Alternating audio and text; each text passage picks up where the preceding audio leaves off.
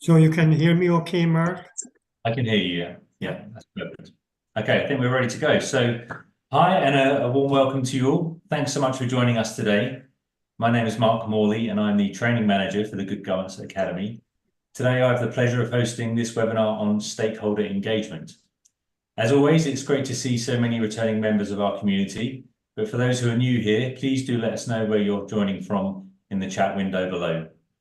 While we wait for more people to join us, I'll share some Zoom tips for those not familiar with this platform. If you can't see the control panel, please press the ALT key on your keyboard. That will give you access to the chat box, the question box, and the reaction buttons. Our speakers do enjoy seeing your reactions, so please feel free to applaud or hit the thumbs up whenever you hear something that strikes a chord with you. If you have any questions during the event, please pop these into the question box, and I'll be happy to ask these during the Q&A session. And please do feel free to use the chat box to share your thoughts at any time. We also encourage you to connect with each other, and I'll be sharing our LinkedIn details shortly. For those who are not familiar with the Good Governance Academy, we're a non-profit organisation that was established by Professor Mervyn King in 2019. We collaborate with universities, business schools, professional bodies, and other organisations around the world to educate and empower leadership to drive ethical and sustainable change. We run regular webinars on current topics as a service to our growing community. And if you'd like to see what we have planned, please head over to our events page, which I'll post a link to in the chat below. I'd also encourage you to join our mailing list and follow us on LinkedIn to be kept informed of forthcoming events. In addition to webinars, we host colloquia twice a year. Our 12th colloquia is being planned for November. These are high-profile events which are attended by thousands of people, and the output of these is shared with over 5 million professionals throughout our support member network. We also run showcase events to promote courses which the Academy endorsed. The endorsement program is available to any organisation and involves an assessment against specific criteria. These courses that we endorse are those that we feel address business critical issues and provide users with current relevant content and are internationally applicable. Today's webinar focuses on the role of civil society organisations and journalists in monitoring public procurement projects. And while the case study today is on Malawi, I'm sure we've all at some time questioned the spending on public infrastructure. I know I have, both here in South Africa and the UK. In fact, just last week I saw in the news that the Irish government had spent €335,000 on a bicycle shelter, which housed around a dozen bikes. I'm fairly certain that money could have been put to better use elsewhere. So I'm really looking forward to hearing about the Partnership for Transparency and the organisations and programmes that speakers are involved with, and that are helping get a better return on public spending. So with that, I'd like to hand over to our first guest, Donald O'Leary, who is a Senior Advisor at Transparency International. Donald, thanks so much for joining us today. May I ask you to introduce yourself to our community and tell us a bit about the work you've been doing with the PTF? Sure, Mark, thank you very much. My name is Donald O'Leary. Talking a little bit about my experience. I worked for the World Bank for more than 20 years on managing infrastructure projects in Africa and in Asia, primarily in the water and electricity sectors. And over the last 19 years or so, I've been working as a volunteer for Transparency International with the Secretariat in Berlin. And I'm also a member of the Partnership for Transparency Project. And what I'm sharing with you today is maybe a combination of the experience that I developed over the years, both as a practitioner and also working with civil society. So if we could put the first slide up on the screen, Mark, I'd really appreciate it. Certainly, just let me know when you can see that screen.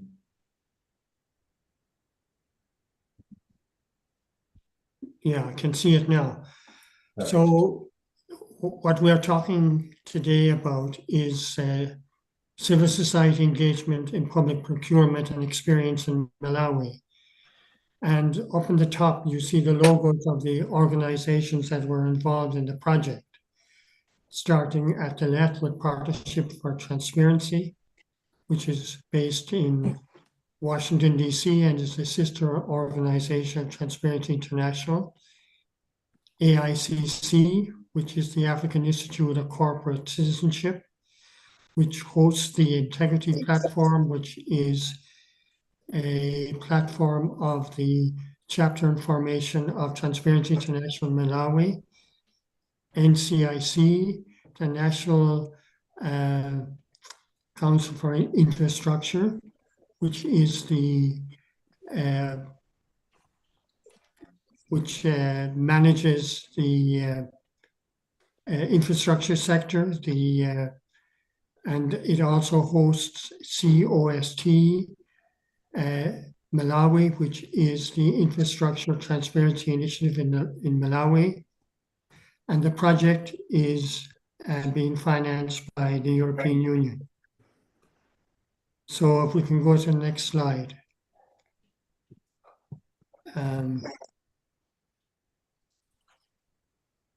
So the overall goal of this project was to enhance the capacity of CSOs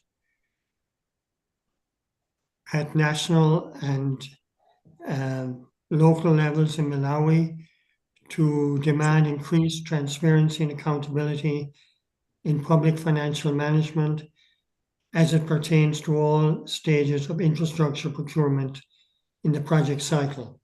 Can you still hear me okay, Mark? Yes, yes. Okay. So the specific objectives are that a sufficient number of CSOs are trained to monitor public infrastructure procurement and budget expenditures. CSOs will have demonstrated the capacity to monitor public infrastructure procurement and to analyze budget expenditures in public infrastructure, and the full operationalization of the information platform in public infrastructure procurement. And the infrastructure sectors that we were working on were transportation, water supply and sanitation, and building. So next slide, please.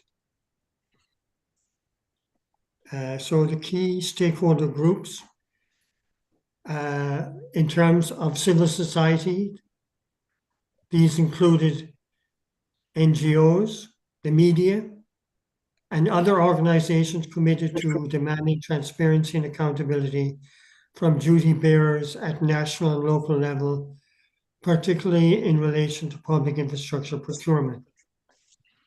And these duty bearers included agencies, institutions responsible for proposing, approving, implementing, and monitoring budgetary expenditures on infrastructure at the national and local levels. It included also the Ministry of Finance, Economic Planning and Development, the Parliamentary Committees on Accounts, Budget and Transport and Public Works, and the National Audit Office. And finally, parastatals, ministries, departments, or agencies, MDAs for short, and district level agencies. So the next slide. So the activities included the capacity development of CSOs in monitoring public infrastructure procurement with a focus on the complete project cycle. Training materials drew on the experience of PTF in projects in Ukraine and Moldova, and the COST worldwide and Africa-wide network, as well as the COST Malawi experience. The full operationalization of the IPPI included updating of the platform software, adaptation and development where necessary of training modules for use by CSOs and procurement entities on working with the platform, the training of CSOs, media representatives, and PEs in the use of the platform, and this has been certified as a publisher by the OC4 IDS. I'll explain later what that means. Donald, can I just ask, you're saying that it was calling on the experience of the PTF. You mentioned Ukraine and Moldova. Is that recently, or how recent is that? And were there any other countries that, whose experience could have been shared? Well, the PTF experience in Moldova is ongoing, and the Ukraine experience is fairly recent. My own experience is in more than 20 countries in Africa and also in other parts of Asia and also in South America. Okay, thanks. So we can move to the next slide. So then the project included setting up a special facility to put training into practice through the selection of 9 projects and 3 districts for infrastructure project monitoring. And this was undertaken by competitive selection of CSO monitors. And the monitoring started in 2022 and was completed towards the end of 2023. And another major activity was supporting a dialogue between CSOs and duty bearers on public expenditures pertaining to infrastructure procurement.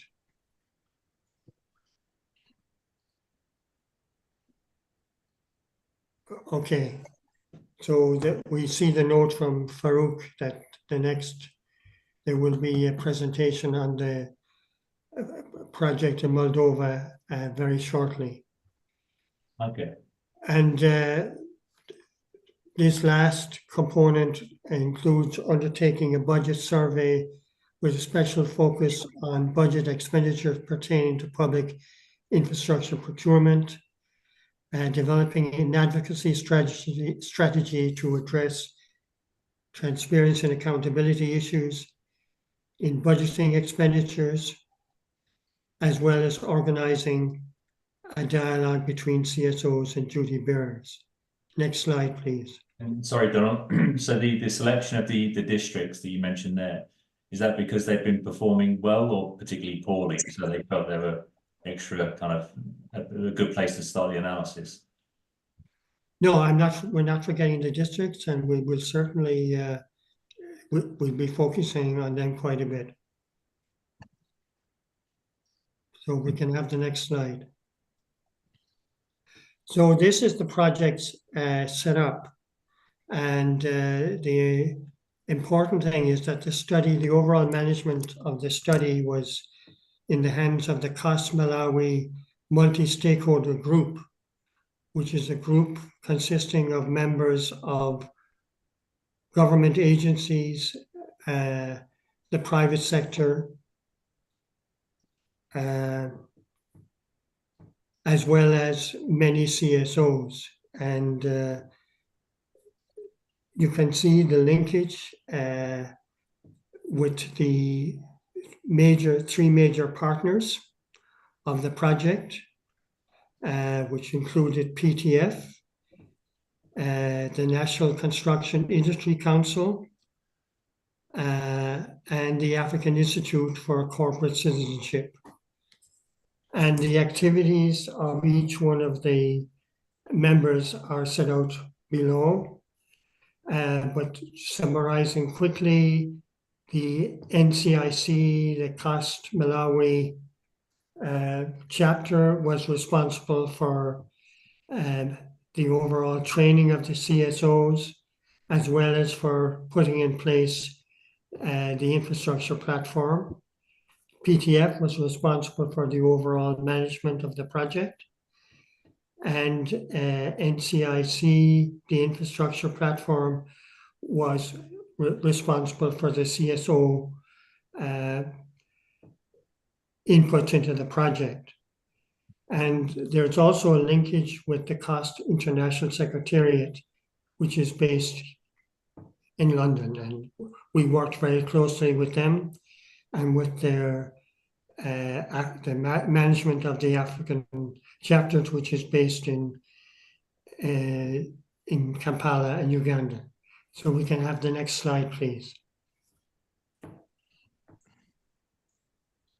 So an important aspect of this kind of project is the communication strategy, which was geared to maximizing results at national and local levels. And it drew on COS Malawi's award-winning communication strategies, including working with journalist organizations such as MISA Malawi, which is a regional organization with a branch in Malawi. They were also part of the multi-stakeholder group. And the strategy included engaging with the media, including radio, TV, and newspapers, and social media, and was fully consistent and well received with the approach set out in the Communications and Visibility Manual for European External Action. And it also included televised debates on infrastructure development sponsored by the project. Next slide, please.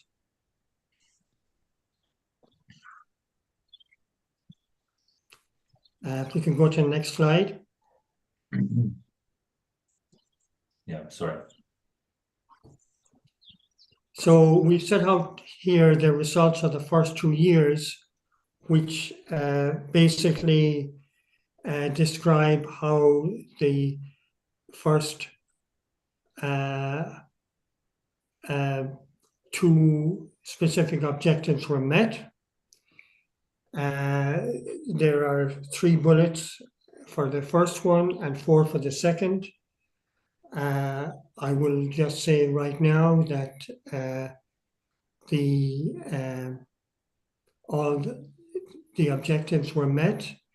I am not going to go through each one of them because the time is getting short. We already have covered 15 minutes.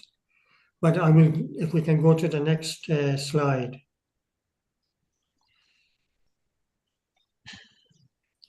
So in relation to specific objective C, CSOs will have demonstrated their capacities to monitor public infrastructure procurement. The CSOs were selected in 2 tranches and monitoring work was completed. There were 9 CSOs to monitor infrastructure projects, 3 in each of the North, Central, and Southern regions. And initial 3 CSOs were funded to monitor budget processes in the 3 regional districts. Rodney is going to talk about this in much more detail in his presentation. And then specific objective D, the monitoring encouraged interaction with duty bearers, but project information often was not provided. And the multi-stakeholder group included various actors and they played a role in improving communications with the CSOs. So we can go to the next one. Next slide. So here the final part of the program included increased quality and quantity of infrastructure project data, and NCIC undertook several seminars with agencies and CSOs to promote increased use of the IPPI. And by the time the project was completed, a total of 757 projects were updated on the portal. And of these, 572 could be viewed by the public. That means that 185 projects were yet to be authorized by the implementing agencies to appear to the public. And the projects included education, health, security, water and sanitation, and the transport sectors. And some uploaded data were incomplete, and NCIC was working with concerned agencies to ensure completeness. And delays in completion of projects ranged from 4 months to 51 months on average.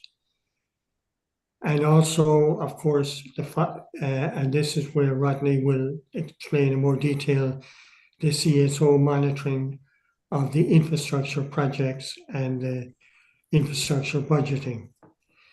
And one of the things that is worth mentioning is that the president of Malawi, His Excellency Lazarus McCarthy Chakwera, was the champion of Cost Malawi and had a major role in ensuring that the project progressed in a satisfactory way. So if we can move to the next slide. So here I've shown 20 indicators, project indicators, and you will see by and large in going through the indicators that many of them were more than well achieved. And you can read this in more detail to see what the specific indicators were. If we can move to the next slide.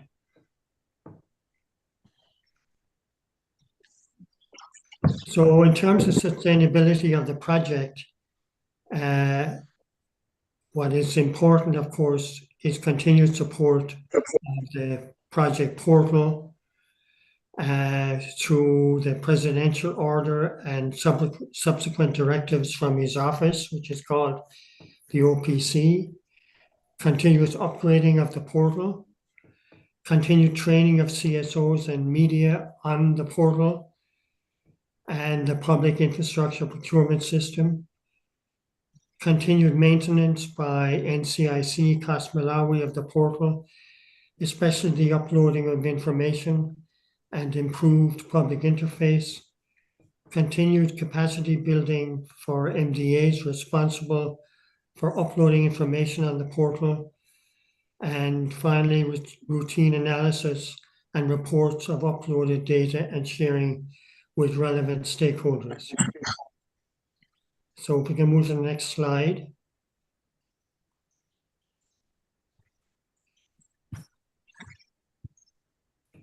So this indicates some areas of interest requiring further action, overriding lessons from the project, with some notable exceptions. Implementation of infrastructure projects in Malawi currently does not provide value for money and is deficient in accountability.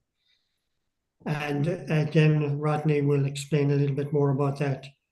As CSOs can help promote transparency, accountability, and anti-corruption in the infrastructure sectors.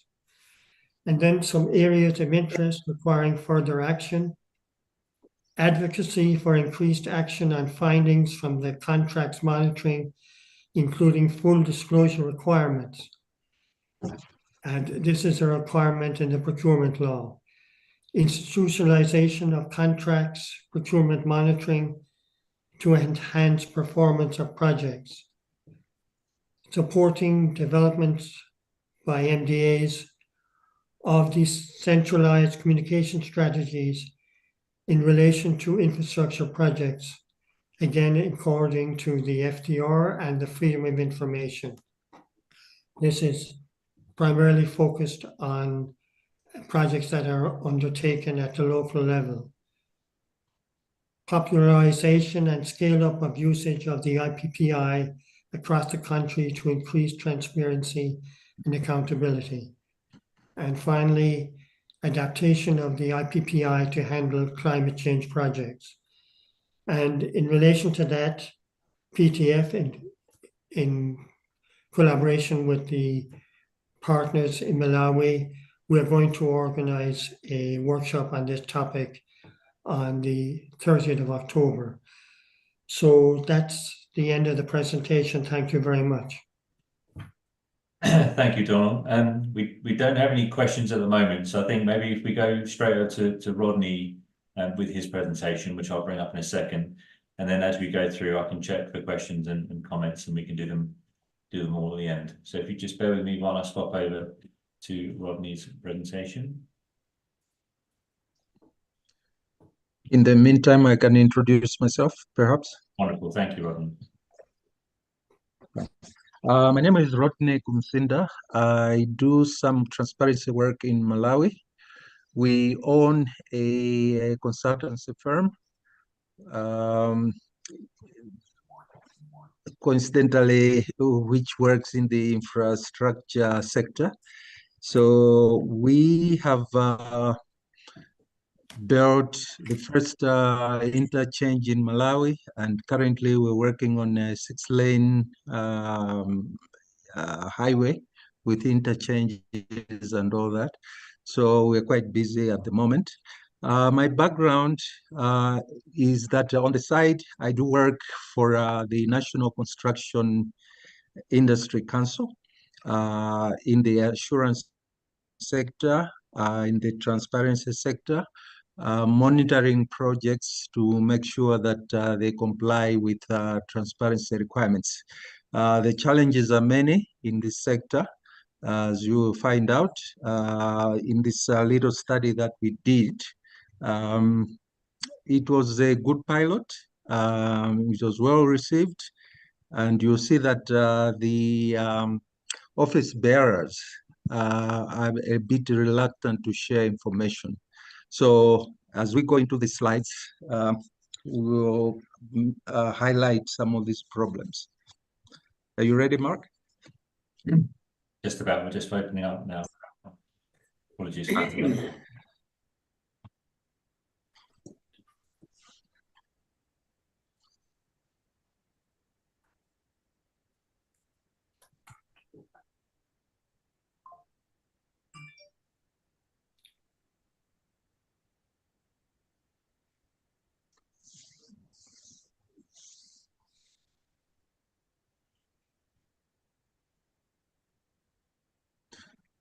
And to clarify on the 3 districts, as Donna presented in his slides, Malawi is divided into 3 regions, which he called districts. And these projects were selected across the 3 districts. So it wasn't 3 out of so many, but all the districts were covered. So my presentation dwells on the practical side of the program that was run by the agencies that are highlighted above on the slide. And Dono dwelled on the background to the studies. So I'll not repeat that. So let's go into the slides, please, Mark.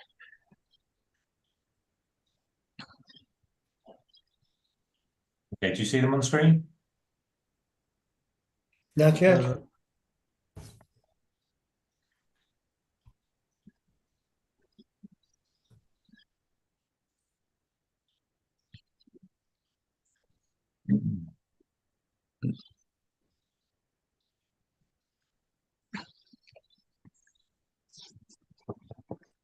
Apologies for the delay. They should be there. It's live on my screen, so it might just be a small delay. Okay.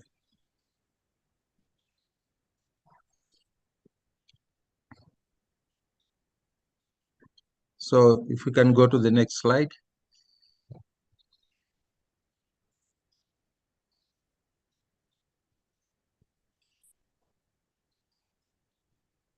Next.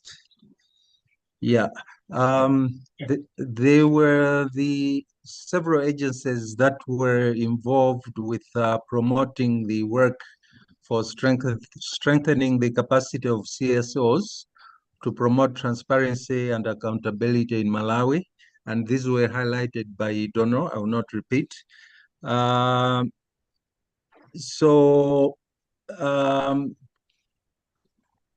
Accountability and transparency in the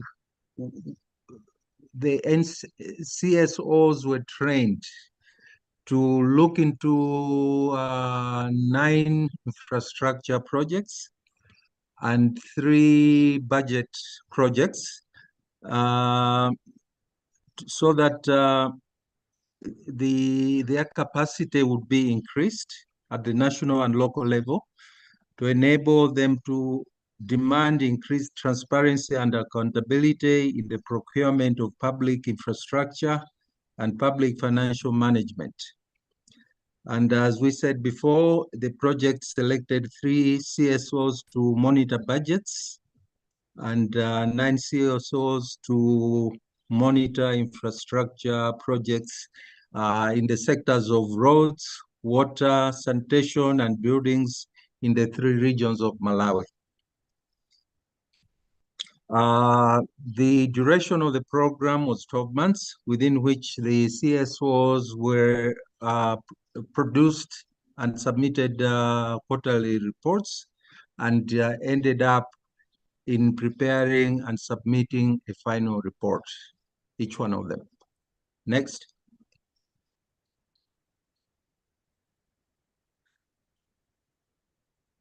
The CSOs were trained to monitor public infrastructure projects and how to use the information platform for public infrastructure, the IPPI, which Dono has talked about, for their work in reporting compliance with formal disclosure requirement, FDR, regulations in public infrastructure procurement.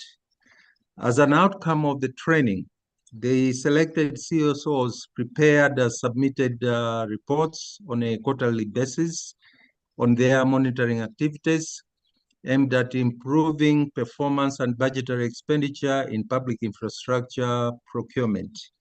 Each CSO was also required to produce and submit a final report. It is pleasing to note that all of them successfully submitted the required deliverables. To give you a background, in 2017, the Malawi Parliament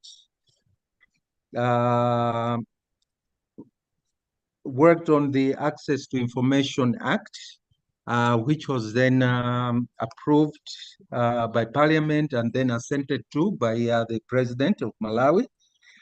And the act is aimed at providing the right of access to information in the custody of public bodies and relevant private bodies. And Malawi has enshrined as a human right in the Constitution the right of access to information heard by public bodies to be enjoyed by every person in the country. We'll see that as we go on with the report, that the intention is very good. The practice of it sometimes is lacking, falls short, but at least we are working towards achieving total access to information. Next slide, please, Mark.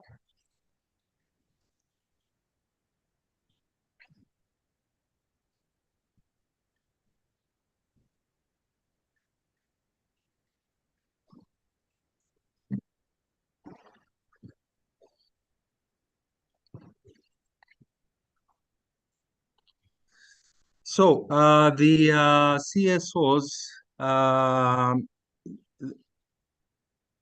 the approach that they used to collect the data was collection of documents from the public sector, conduct desk study to review the information in the gathered documents, arrange site visits to inspect the progress of the project and quality of the works, engage authorities, contractors, and community leaders to obtain further information regarding the project, analyze the data collected from the various sources, and preparation and submission of monitoring quarterly reports and a final report containing findings and making actionable recommendations. And then drawing conclusions, summarizing the main message and implications. Every study had an engineer who was nominated by the Malawi Institute of Engineers and was attached to the project to give technical advice. Next slide.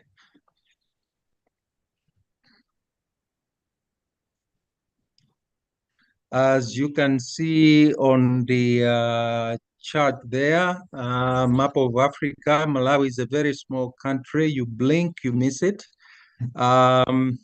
It's in the southeastern part of Africa. And Malawi, as I alluded to earlier, is divided into three regions: the northern, the central, and the southern region. So these projects were selected at random, and making sure that the studies covered each and every region of the country. Next slide, please. So you see on this graph that it summarizes the findings from the monitoring done by the CSOs in budgetary processes. And you see that 66% of the projects reported that the project had a huge impact on the surrounding communities. And 100% of the projects reported that project details were not uploaded on the IPPI portal, which Dono explained at length. And 33% of the projects reporting noted that basic information disclosed, but communities were not in charge. And health and safety protocols not followed during construction, 33% of the projects reporting. No building plans for construction of the infrastructure, 33% of the projects reporting. And an interesting one here, 100% of the projects reported that non-disclosure of information by the ministries and the agencies affected the monitoring process. So you can see that we still have a long way to go in terms of having access to information. And lastly, procedures for procurement were not in line with the Procurement and Public Procurement and Disposal Act. And that was in 33% of the projects reporting. Next slide, please. Rodney, just before we continue, we just had a question come in. Someone's asked, well, Frank has asked, could you provide more detail of the phrase, and Donald mentioned this earlier, when you say that projects did not provide value for money, what is it that we mean by that? Okay. Shall I answer? Donald, please go ahead. Since I made the statement, what I'm referring to there, and Rodney, please feel free to come in, is that in many cases, the projects did not provide value for money because they were basically badly managed, or there were major delays in the projects. In that context, they did not provide value for money. But feel free, Rodney. And also, cost overrun is a very big problem in the context of Malawi, in that when projects start, there's big devaluations, and then sometimes the projects suffer because the anticipated cost and the final cost, there's a big variance, and therefore you end up funding more money than you anticipated. So value for money is a big problem in the implementation of these infrastructure projects. Okay, thanks, guys. Can I proceed? Okay. Please do. Next slide. Yeah, so recommendations that were made by the CSO monitoring budgetary processes on the infrastructure projects. One of them was civil society organizations should be empowered to be change agents for compelling Parliament to review the Access to Information Act with a view to improving enforcement of information disclosure by procuring and disposal entities. Non-disclosure of information by these entities affected all CSOs monitoring the budget processes. The formal disclosure requirement is not being met in keeping with the Access to Information Act.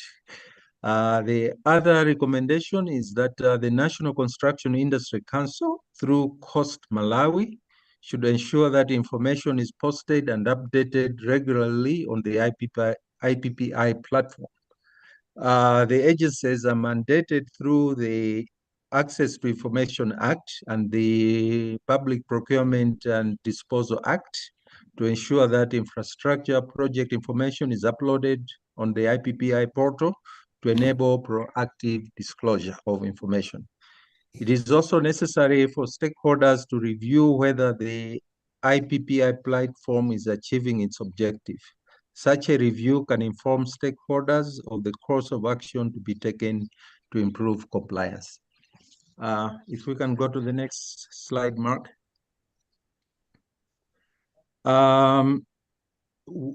The findings that we have just gone through are for the 3 budget process monitoring by CSOs. Now, the 9 projects that were reviewed by the CSOs in monitoring of construction infrastructure projects had the following findings. The communities have seen tangible benefits. It was only 11% of the projects reporting. Monitoring program empowered citizen participation, only 22% of the projects reporting. Building department not registered with NCIC, 22% of the projects reporting. To explain a little bit about this, we have the government building department, which was acting as the client and also the consultant and also the engineer. So there was conflict of interest in one of the projects. So there is a question whether the ministry, being a parent, should be registered by the National Construction Council in order to do the activities that they were doing on site. Perhaps the ministry should just focus on their oversight activities and then leave the project implementation to others. So this is why this comes in. Project delayed, reasons not disclosed, 33% of the projects. I'll go back up a little bit. Project awarded, no construction drawings, 11% of the projects reporting. Project carried out without supervision by engineer, 11% of the project. Project details not uploaded on the IPPI portal, that was 89% of the projects reporting. Non-disclosure of information affected monitoring, 89% of the projects stated that this affected their work. Let's go to the next slide, please. Recommendations. The multi-stake group, multi-sector group and civil society should encourage Parliament to review the Access to Information Act with a view to improving enforcement of information disclosure by the agencies. Non-disclosure of information by the PDs is affected all monitoring of the infrastructure projects. The FDR requirement is not being met in keeping with the access to information. You see that this recommendation was also done by the CSOs monitoring the budgetary process. So the underlying issues and problems seem to be the same, whether you are monitoring the budget or monitoring the infrastructure projects. The NCIC through Coast Malawi should ensure that information is posted and updated regularly on the platform to enable proactive disclosure. So there was also a problem with uploading the information on the platform. It is also necessary for stakeholders to review whether IPPI platform is achieving its objectives. Such a review can inform stakeholders of the course of action to be taken to improve compliance. Next slide, please.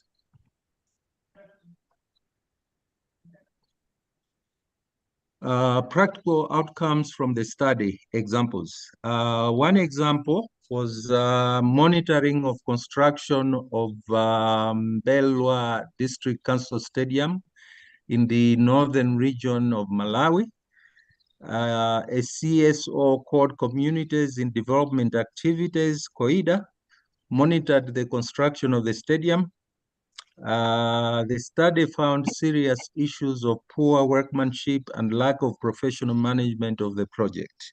As I alluded to, the client was also the manager of the project, so there was a conflict there. The contractor was constructing the stadium without an engineer to certify the works, which is a fundamental breach. Ultimately, part of the stadium bleachers collapsed. The report by COIDA therefore raised flags and was instrumental to authorities taking note, which led to improvement in project implementation. Another example, the second one, was the monitoring of construction of aquatic center in Longwe district in Malawi. Global Hope Mobilization, a CSO based in Longwe, monitored the construction of the above aquatic center. It reported that the government proceeded to award the contract for the center without approved construction drawings. The design work was not complete when the project was awarded. The design alterations had an impact on the cost of the project, value for money, which needed to be established through an audit of the project. The findings by this CSO led to improvement in the construction management of the project. Next, please.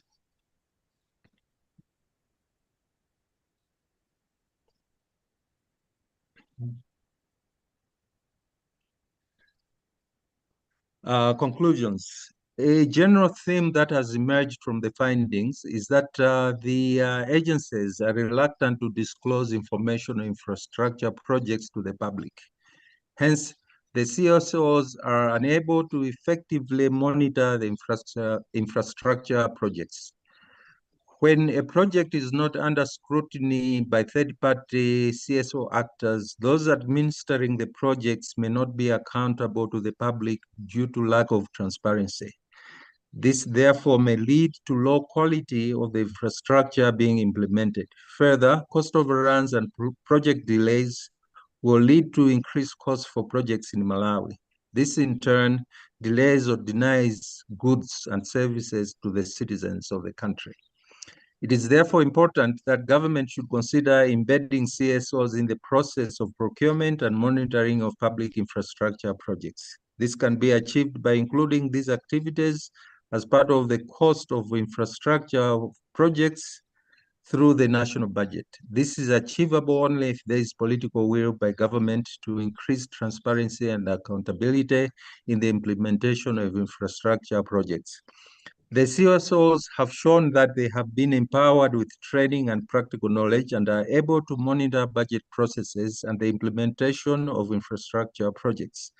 Now that the pilot phase has ended, the National Construction Industry Council through Coast Malawi, it is recommended that they should continue to fund further training for more CSOs and provide funding to the 12 CSOs that have already been trained so that the program is sustainable. Next slide, please. This is one of the projects that the CSOs monitored, which was a single span 30-ton capacity concrete deck bridge in Longwe districts. It was under the study of budget monitoring. Thank you very much for your attention. Thanks so much, Ronnie. I'll just stop sharing there. I had a couple of questions that I'll bring up now. Just bear with me one moment. Thank you. One of the questions we had earlier was, is there a link between CSO monitoring reports and subsequent actions on the part of the contractors? And I think you mentioned that during your last slide there. Come again? Is there a link between CSO monitoring reports and subsequent compliance actions on the part of the contractors? Yes, there's a direct link between the two. It is seen that once these CSOs started pushing, there was better compliance in the construction of the projects that were under review. So there is a need for these activities to continue. To be these CSOs, the half of the problem of funding, and therefore there should be a way that these can be funded. And an example was in the report that perhaps this can be included in the national budget when considering these projects, so that CSOs take part in the monitoring. So where is the funding coming from currently? It came from Well, the... if I could answer that particular Yeah, one. sure. Sorry, the funding that, remember, this is a pilot project. I'm not aware that something like this has been done before, and correct me if I'm wrong. So the funding for the 12 projects that Rodney was talking about came from this specific project. I think this is one of the aspects of the project that is worth continuing, but it hasn't been done before to my knowledge. Certainly not in a systematic way as it was done under this project. Okay. And with the implementation of the IPPI, is there much actual public engagement with this? So outside of the actual CSOs, is there much public interest where people are just coming forward to lend their support? Well, we've mentioned in the slide this was up to the end of the project, which was at the end of January, the number of people who were accessing the portal. But obviously, much more can be done in that particular way. And that's where the role of the media in particular is very important. And when people log these things through the IPPI that they've found something that they don't agree with, is it the government that have access to the IPPI and that's where they take their lead from, or is there other kind of committees that need to come together, like in the examples you mentioned, where things have been seen to be going wrong? How do those two groups engage? Rodney, if you'd like to answer that question. Yeah, well, on the portal, there is a link that you can upload your questions or whatever, and the institutions are mandated to give a response within a stated number of days to respond to those queries. The practice of that is doubtful, because some may choose to just not respond at all. So we still have a long way to go. I don't know if you can admit to that. Well, we're at the starting point of a process. They're not, to be very clear, there are not many countries in Africa that have a portal like the IPPI, so it's a beginning. But there is quite a ways to go. But you have to get the portal up and running. The portal meets international standards. There are very few countries in Africa that can say that. I'd say there are 3 or 4 altogether. So that's a major step forward. But more work needs to be done. It definitely seems to be making an impact. I have another question here from Steve Burgess. He says the involvement of engineers nominated by the Malawi Institute of Engineers seems like a good idea. Do they interact well with the CSOs? And is there any kind of skills transfer or what proportion of projects were found to be seriously substandard? You're breaking. Perhaps you could repeat. Yeah, so the idea of having the Institute of Engineers engaged is a good idea. And did they interact well with the CSOs? Is there any kind of skills transfer? At the moment, the Malawi Institute of Engineers, although they have a role to play in monitoring, in engaging with the CSOs, to my knowledge, this is not something that I've seen that is a common practice. We could do better so that there's engagement across the board. Okay. But if I could just add to what Rodney was saying, my impression is that in terms of the projects we're talking about under this project, and we're just talking about 9 infrastructure projects, when the discussions came to technical issues, the engineers provided confidence to the CSOs when they were making recommendations on technical issues. The other thing I'd like to mention is that those engineers worked as volunteers, and the only payments they received were for out-of-pocket expenses, for example, visiting the project site, that the cost of transportation, any meals related to that. So this was a contribution by the Malawi Institute of Engineers to the project. And I think more and more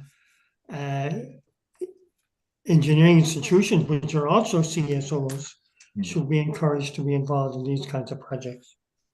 Absolutely. We have another question here from Apollo. There seems to be a significant challenge with the information sharing by the duty bearers.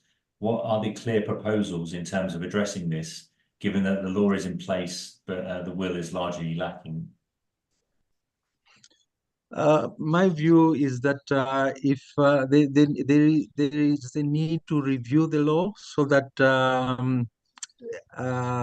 it has teeth, because the penalties that are imposed are not as hefty as one would like. So information officers in these organizations may just sit by and not respond at all.